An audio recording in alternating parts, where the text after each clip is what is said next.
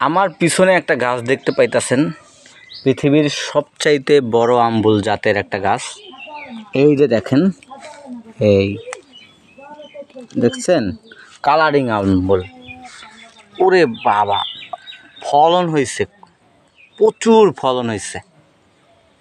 এত বড় আম্বুল আমি আমার বাপের জন্মেও সহে দেইনি।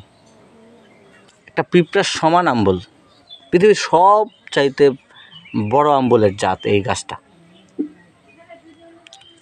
যারা নার্সারি দিছেন, যারা অনলাইনে গাছ বিক্রি করে, যারা বাজারে গাছ বিক্রি করে, তাদের কাছ থেকে অনেক যাচাই বাছাই করে অনেক সতর্কভাবে গাছ কিনবেন।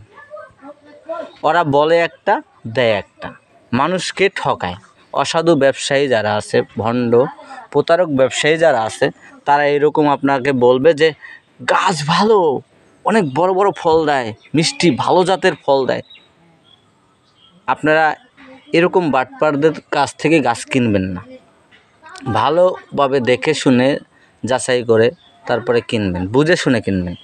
এই যে দেখেন, এই জাতটা যে দিছে, এটা কোনো একটা জাতের আম্বুল হইল?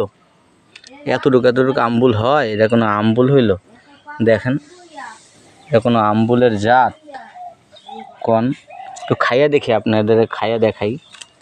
এই যে দেখেন, একটু খাইয়া দেখে ছিটতেছে, এই যে ছিটতেছে, এই যে দেখেন।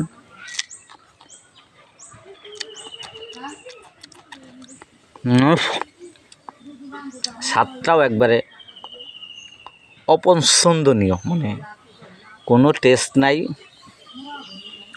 মানে একবারে বাজে একটা জিনিস। এরকম যে মানুষের ঠগায় না আপনারা, এটা ঠিক করেন? হ্যাঁ, এটা ঠিক হয় আপনাদের? আল্লাহর কাছে হিসাব দিতে হইব। গাছ বেচা খান ভালো কথা, মানুষকে ভালো জাতের এবং ভালো মানের ফলনশীল গাছ দিবেন, যাতে মানুষ খাইয়ে আপনাদেরকে দোয়া করতে পারে। এটা একটা আম্বুলের জাত হইল? যে দিছে এই গাছটা, তাকে যেন আল্লাহ হিদায়ত করে, বুঝছেন?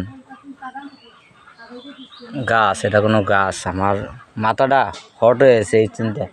এটা কাটতে এলাম, এটারে কি গরুরে খাওয়াই দেবো না কি করুম? মাথা কিন্তু খারাপ ভাই। শালার পর শালারা, তোরা খাবি, তোরা বিক্রি করবি, টাকাটা হালাল করে খা। আরে জাত, আম্বুলের জাত। আমার কাছে একটা আম্বুল আছে, ওই যে গাছ, ওই পুরো ঝুঁক হয়েছে, এই তার ফল। এরা কি ভাই, কি মিষ্টি, আর এত ফলন হয়েছে এই গাছটা।